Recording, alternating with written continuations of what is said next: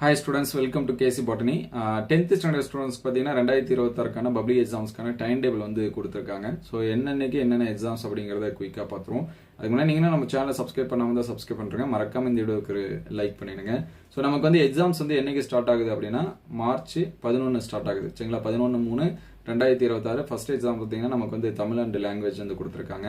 அதுக்கடுத்து 16/3 இங்கிலீஷ் கொடுத்துருக்காங்க. அதுக்கடுத்து 25/3 மேக்ஸ் கொடுத்துருக்காங்க. அதுக்கடுத்து 30/3 பார்த்தீங்கன்னா சயின்ஸ் கொடுத்துருக்காங்க.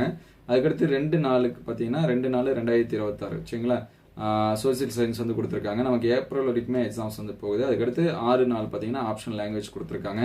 ஸோ இதில் அதிகப்படியாக ஸ்டடி எதுக்கு இருக்குது அப்படின்னு சொல்லி பார்த்தீங்கன்னா மேக்ஸ் எக்ஸாம்ஸ்க்கு வந்து கொடுத்துருக்காங்க. ஸோ இந்த ஸ்டடி டைம் டேபிளை நீங்கள் வந்து கரெக்டாக நோட் பண்ணி வச்சிங்க. நம்ம வந்து பப்ளிக் எக்ஸாம்ஸ்க்கு இம்பார்ட்டன்ட் கொஸ்டின்ஸ் இதெல்லாமே அப்டேட் பண்ணுவோம். ஸோ அதெல்லாமே உங்களுக்கு வரணும்னு வச்சுன்னா நம்ம சேனலை சப்ஸ்கிரைப் பண்ணி வச்சுங்க. Thank you all.